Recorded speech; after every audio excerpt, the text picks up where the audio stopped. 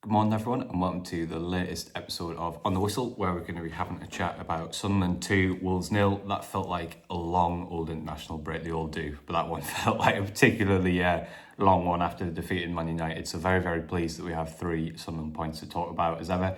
Going to chat through the game and my thoughts on it, some of the reaction afterwards, what was said, and then have a look at your questions and comments on the game, a lot of them around a couple of similar themes, so we'll have a good chat on that.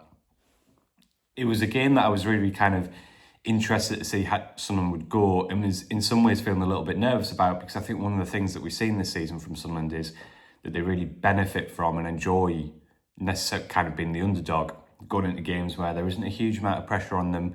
I wouldn't say no pressure on them to get a result, because I think they're a team, and I think you can see by the way that they've approached things this season that they expect to get something from every game. But I think they enjoy not having a huge amount of expectation necessarily to chase the game and dominate possession.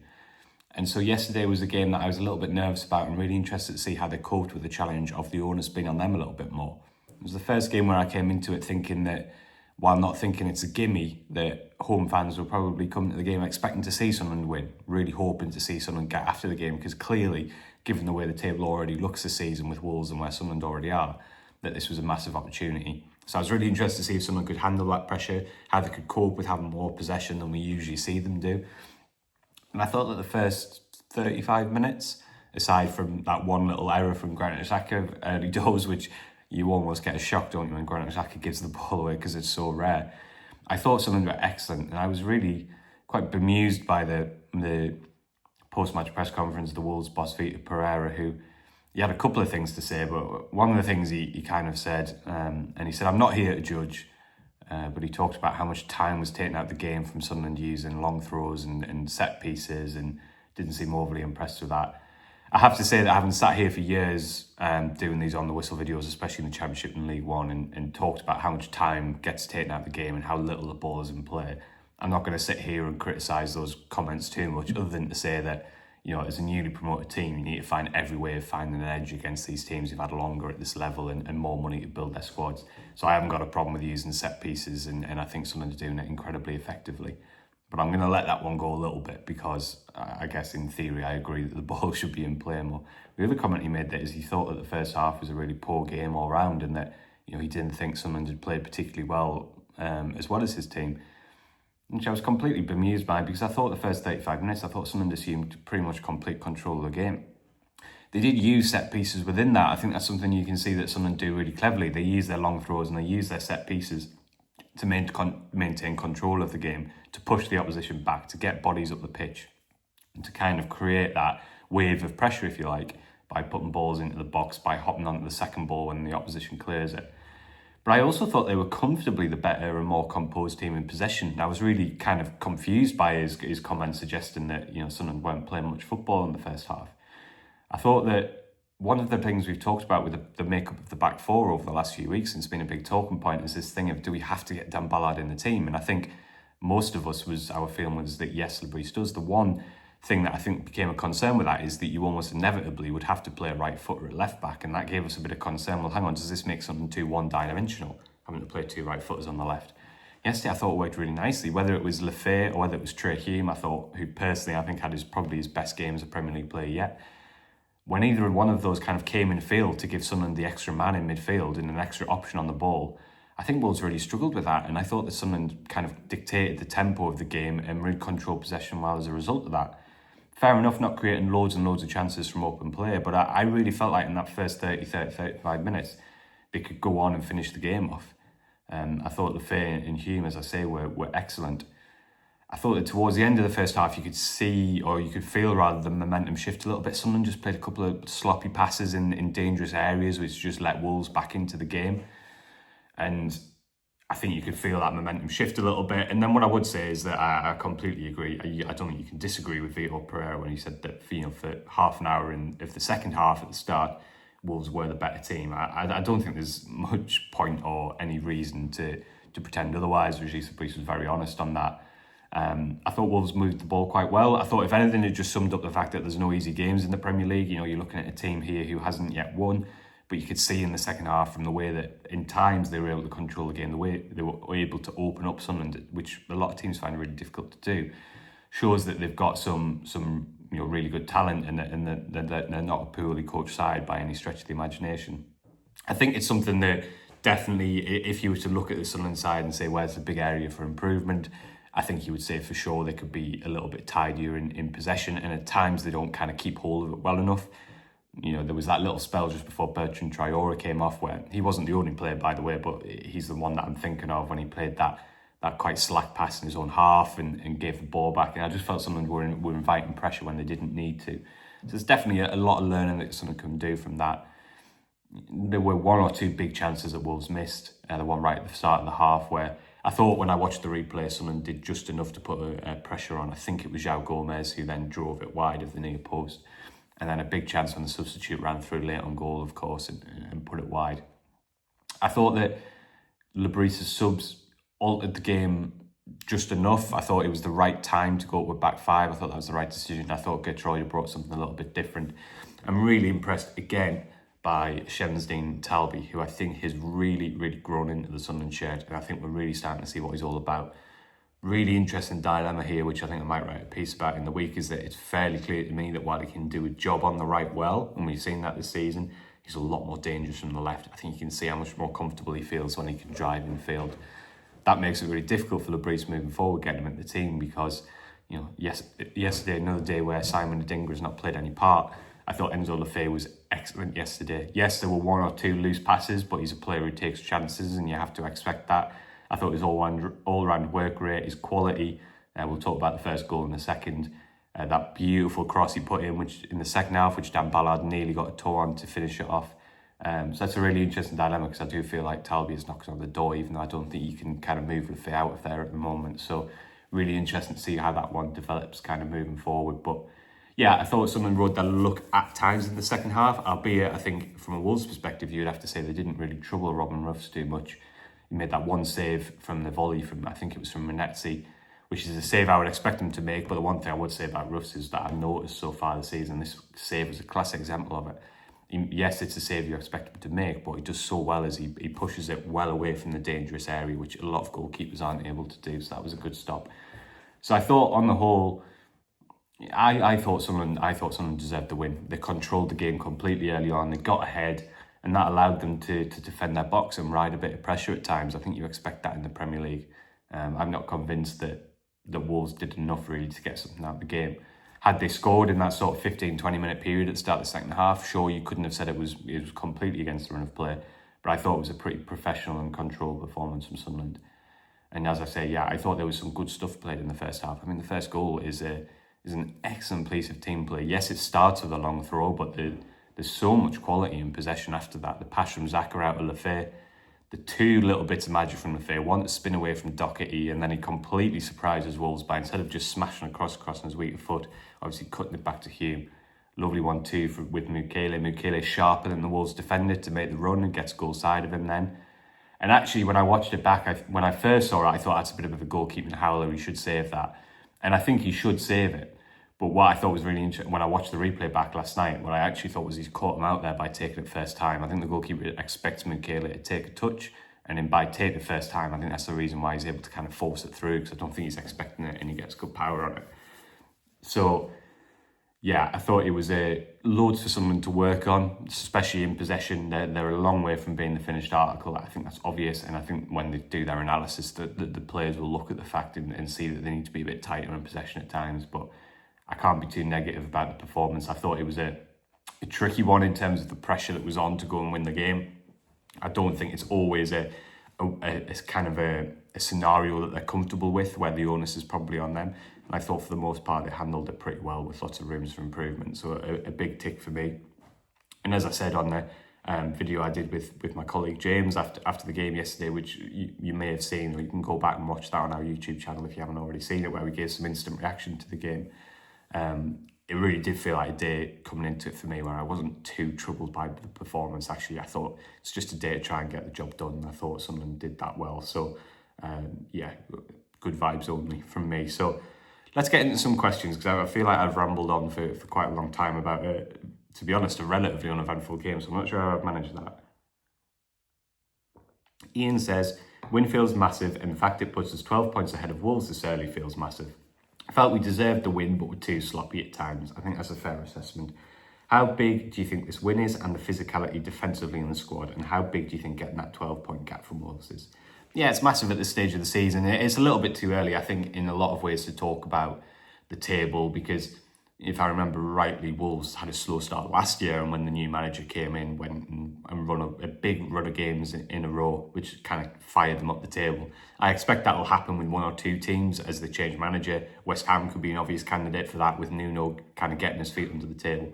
And there'll be teams that are in mid-table now who suddenly from nowhere lose 5 or 6 and drop down. And, that points total can feel massive, and it can change in a couple of weeks.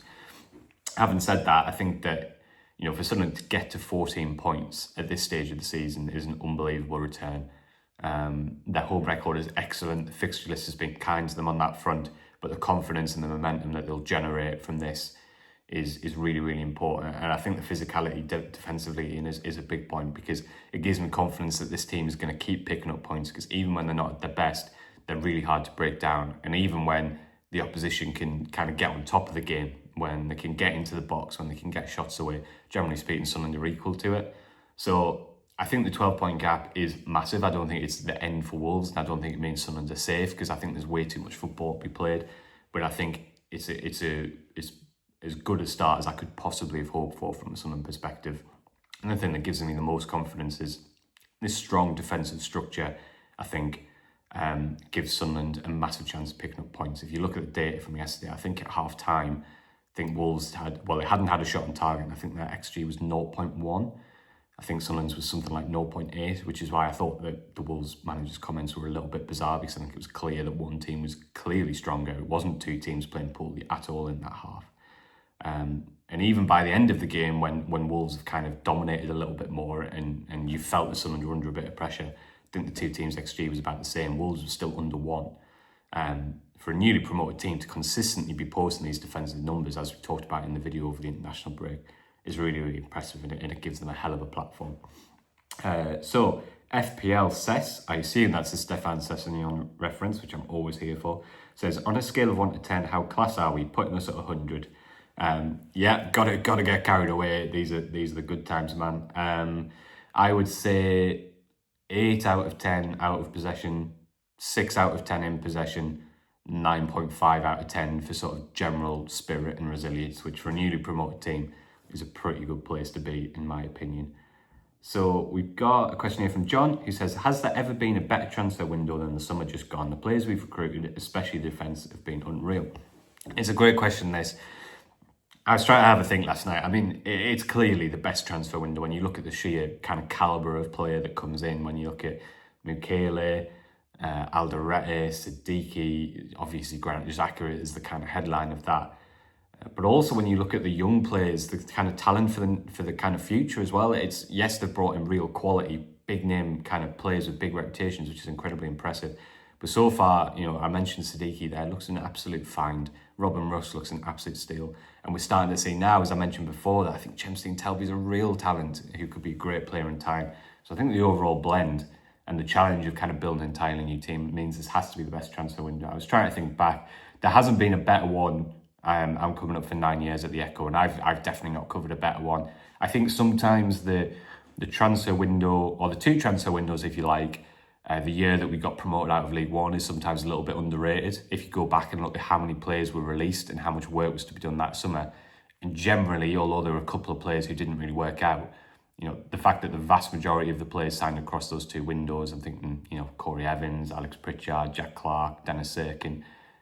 If you think that most of those players went on to kind of contribute significantly to 2 promotions back to the Premier League, that was a hell of a window that maybe doesn't get talked about enough. But this one, I think, given the overall quality, is right up there. I think the only other one you could put up there in terms of being as impactful is probably the Roy Keane January one, where just kind of, Johnny Evans came in as one obvious example.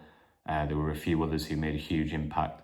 I think given the fact that it's January where it's notoriously harder to recruit, I think that was a kind of a brilliant window to have such a positive impact on the team. But for me, this is definitely the best transfer window of my Sunderland's kind of support and following life. And I don't know if everybody else is the same in the stadium, but I do just kind of pinch myself sometimes when I see Xhaka, Mukele, when I see Enzo, the little bits of magic that he produces, it feels almost surreal to me that, we were watching League One football just a few years ago. It's, no disrespect to those players, but it is just incredible to see this level of football back at the Stadium of Light.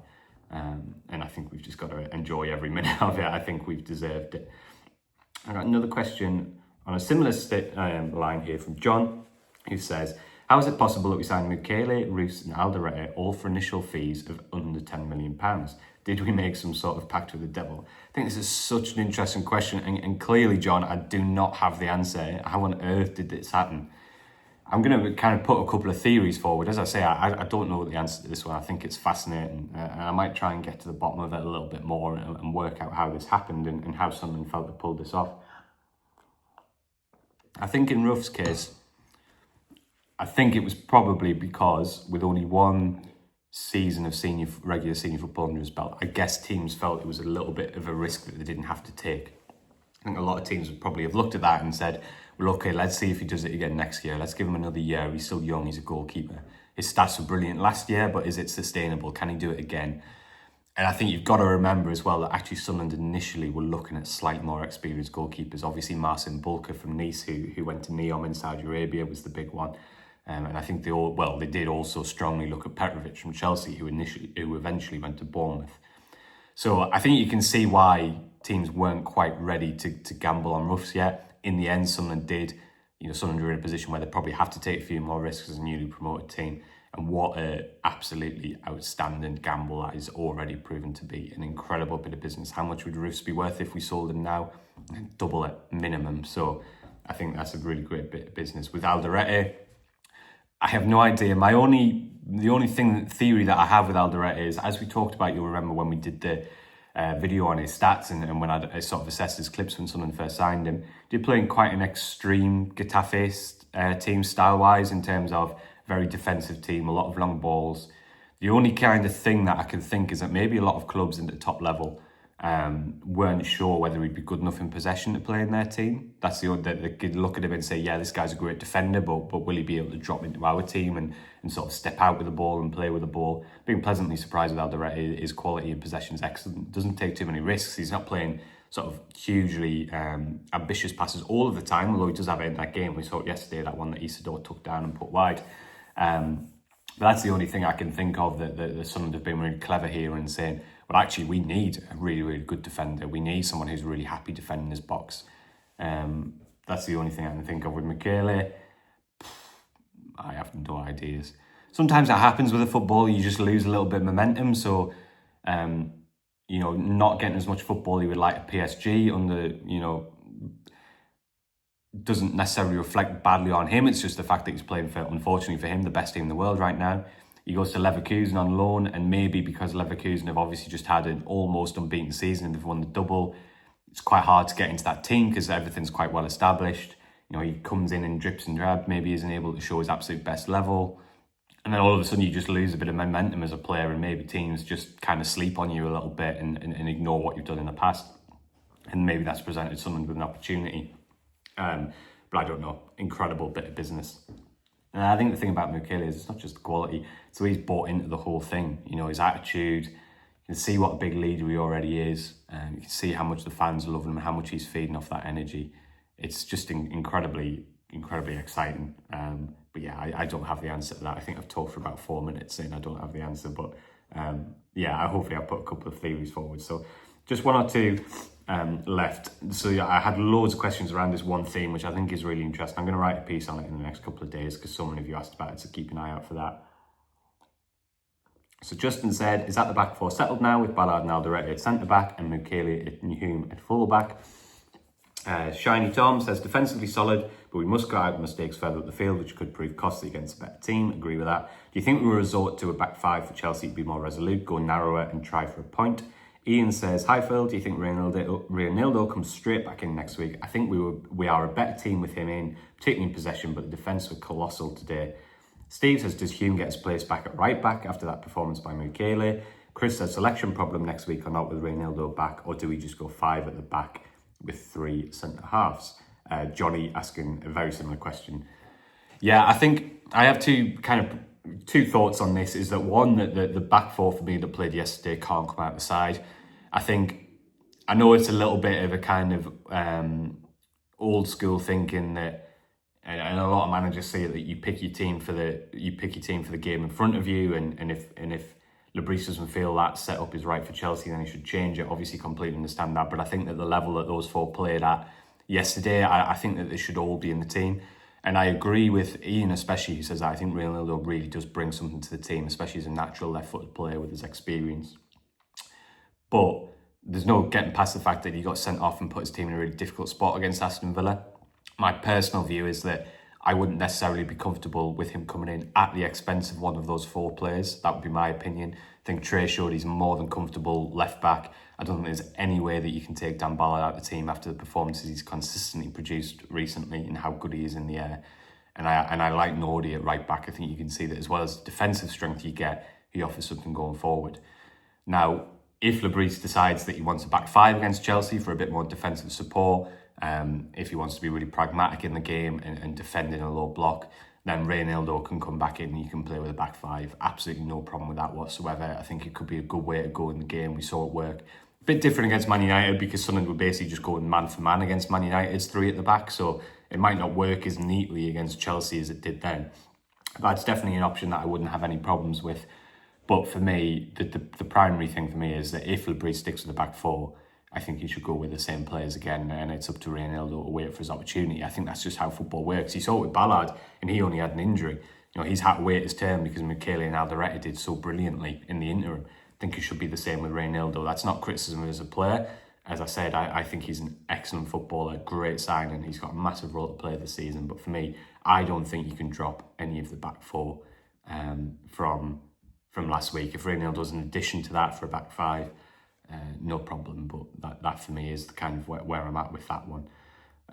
Alex says, should I change strategy and have a pie at half time rather than before the match? There's a lot to unpack here, Alex. I don't really feel qualified to discuss on this. There's a lot of moving parts. I'd say it depends if you're someone who has a few pints at the match. If you are someone who has a few pints at the match, then you definitely should be having a pie before the match. You shouldn't be changing with that. You've got to be sensible and line your stomach. Also, depends if you're someone who generally needs to go to the loo at half time, because I wouldn't be under the pressure of trying to get a pie in amidst all of that as well. I think you've got to focus on the priority, which is getting to the loo so you can enjoy the second half. So it's up to you, Alex. I would say if it ain't broke, don't fix it. I wouldn't be trying, especially the way the season started, I wouldn't be trying to change any routine. But, you know, that's a personal question for yourself, Alex. But I wouldn't be changing it. And we had one last question, which was from Ian, and I think Glenn asked about Traore as well, just asking about whether we think Chris and Rig and Bertrand Traore might come out of the team next week. I think that, I'd be surprised if Traore played next week, whether Sunderland switched to a back five or not. I think obviously there's that slight challenge in terms of Talby's clearly more comfortable off the left, but I think especially away from home, I think you can bring you so much defensive cover off the right as well, and there's ability to carry the ball forward on the break. Sunderland realistically going to be left quite deep, so I think he will probably come into the side ahead of Traore. Chris, it would probably depend on the formation. I think if Sunderland do switch to a back five, I think Lefebvre will probably come into midfield at Chris Riggs' expense. Listen, I think Chris is doing loads of really good things in every game he plays. That long bust and run he made to track back and win the goal kick when Wolves broke from Sunderland corner was fantastic. There's moments where he plays gorgeous little passes. I think he's going to every inch be a Premier League player. At the moment, yes, he's playing a few too many risky passes and he's putting his team in a bit of trouble. I think that's obvious. But that's the whole point of playing a young player at this level, is that you've got to give them opportunities to adapt. Yes, it's about results, but Sunderland is still trying to develop young players, and Chris Rigg is one of the best they've got. So I don't think it's that he's not ready. I think he's just adjusting to the level. Yes, if there's a formation change, he might be a bit vulnerable. But I have no issues with Chris getting game time and kind of learning on the job. I think that's how it works. And I've seen more than enough personally from his first few appearances to see that he's going to thrive at this level. It's just going to be a little bit up and down as we go. So yeah, I think that's it. Thanks so much for all your questions and comments. We'll be back with the Raw podcast either tomorrow or Tuesday. I'm sure we'll have some more video content from you for you in the build-up to the Chelsea game. And obviously, I'll be back with on the Whistle next weekend. Thanks so much for watching.